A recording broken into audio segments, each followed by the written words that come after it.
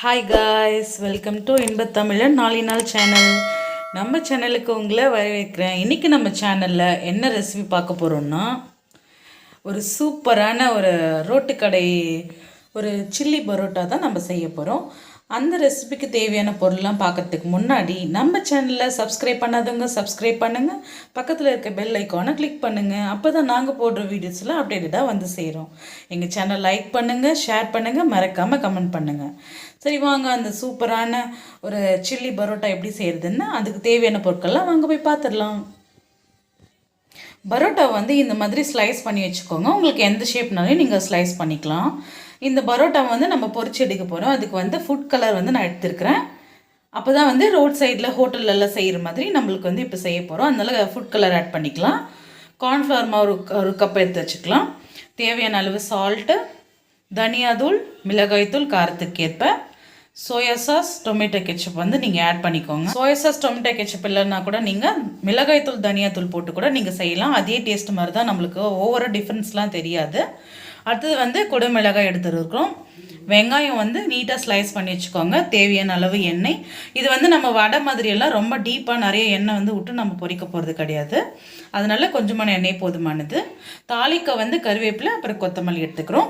நம்ம tomato ketchup add பண்ணுறதுனால, நம்ம சோயா சாஸ் ஆட் பண்ணுறதுனால கொஞ்சம் புளிப்புத்தன்மை இருக்கும். அதனால் ஒரே தக்காளி போதுமானது. ஒரு 5 பச்சை மிளகாய் வந்து 2 கட் பண்ணி வச்சுருக்கிறேன்.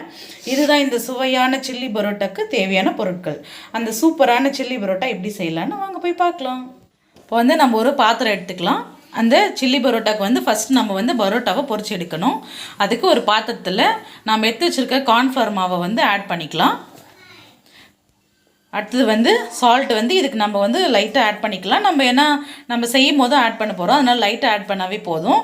நம்ம இப்போ வந்து ஃபுட் கலர் வந்து ஆட் பண்ணிக்கலாம்.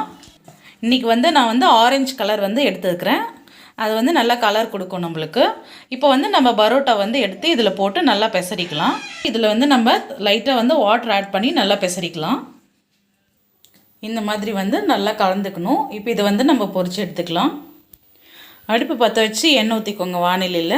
ரொம்பலாம் எண்ணெய் தேவைப்படாது, ஒரு 4-5 டீஸ்பூன் மட்டும் போதும். இதுக்கு நம்ம லைட்டாக ஃப்ரை பண்ணாவே போதும். இப்போ வந்து நம்ம பெசரி வச்சுருக்கிற பரோட்டாவை இதில் போட்டு பொரிக்க போகிறோம். இப்போ வந்து எண்ணெய் நல்லா சூடு ஏறிச்சு. இப்போ இந்த மாதிரி வந்து நம்ம அடிக்கடி வந்து இப்படி பண்ணி விட்டுட்டே இருங்க, ஏன்னா அப்போ தான் எல்லா பக்கமும் நல்லா ஃப்ரை ஆகும். இப்போ ஓரளவுக்கு நல்லா ஃப்ரை ஆகிடுச்சு நம்மளுக்கு. இப்போ இது வந்து நம்ம எடுத்துடலாம். இப்போ பாருங்கள் எவ்வளோ ஒரு கிறிஸ்பினஸ் வருதுன்னு சொல்லிட்டு. இந்த மாதிரி நம்ம எல்லா பரோட்டாவும் பொரிச்சு எடுத்துக்க போகிறோம். இந்த மாதிரி வந்து நல்லா நம்ம ஃபுல்லாக பொரிச்சு எடுத்துக்கிட்டோம். இந்த மாதிரி பாருங்கள் எவ்வளோ கலரிஷாக இருக்குதுன்னு சொல்லிட்டு. இப்போ நம்ம சில்லி பரோட்டா செய்ய ஆரம்பிக்கலாம். இப்போது சில்லி பரோட்டாக்கு நம்ம வந்து பேனை சூட் பண்ணி எண்ணெய் ஊற்றிக்க போகிறோம். அடுத்தது வந்து நம்ம கருவேப்பிலை போட்டுக்கலாம்.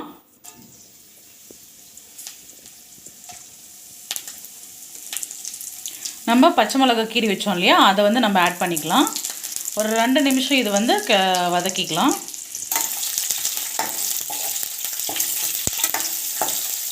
இப்போ நம்ம வந்து நறுக்கி வச்ச வெங்காயத்தை வந்து ஆட் பண்ணிக்கலாம்.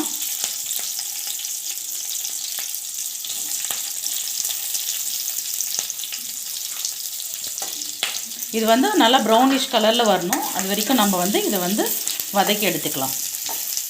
இப்போ பாருங்கள் நல்லா ப்ரௌனிஷாக வந்துடுச்சு. இப்போ நம்ம வந்து கேப்சிகம், குடமிளகாய் வந்து ஆட் பண்ணிக்கலாம்.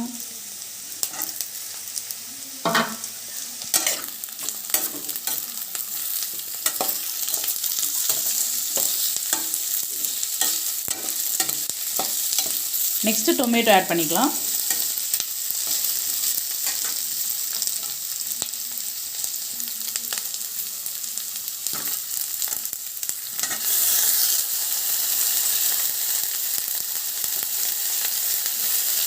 இதை நல்லா வதக்கிக்கலாம். பாருங்கள் எவ்வளோ கலர்ஃபுல்லாக இருக்குது. இப்போ நம்ம வந்து சால்ட் ஆட் பண்ணிக்கலாம். இது ஆல்ரெடி நம்ம வந்து பச்சை மிளகாய் ஆட் பண்ணிக்கிறதுனால நம்ம காரத்திற்கு ஏற்ப மிளகாய் தூளும் தனியா தூளும் ஆட் பண்ணிக்கலாம். தனி மிளகாய் தூள் ஆட் பண்ணிக்கலாம். தனியா தூள். இப்போ இதை நல்லா நம்ம மிக்ஸ் பண்ணிக்கலாம். இப்போ நம்ம வந்து டொமேட்டோ கெச்சப் ஆட் பண்ணிடலாம்.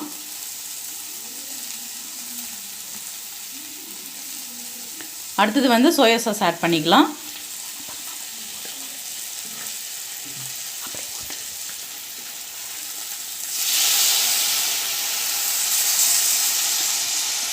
இதை வந்து நல்லா கிளறி விட்டுக்கோங்க.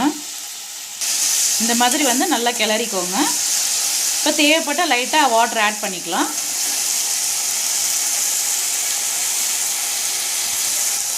இப்போ நல்லா கிளறி விடுங்க. கெட்டியாகும் போது நம்ம பரோட்டாவை ஆட் பண்ண போகிறோம். பாருங்கள், இந்த மாதிரி கன்சிஸ்டன்சி வந்ததும் நம்ம பொரிச்சு வச்சுருக்க பரோட்டாவை வந்து ஆட் பண்ணிடலாம். இப்போ இது நல்லா கலந்துக்கோங்க. இந்த மாதிரி நல்லா ஃபுல்லாக அதில் வந்து ஸ்ப்ரெட் ஆகணும் பரோட்டா. அந்த மாதிரி நல்லா கிளறி விட்டுக்கோங்க. இப்போ நம்ம ஆல்மோஸ்ட் நம்மளுடைய சில்லி பரோட்டா ரெடி ஆகிடுச்சு. வாங்க சர்வ் பண்ணிடலாம். கடைசியாக நம்ம வந்து கொத்தமல்லி வந்து தூவி கிளறிக்கலாம்.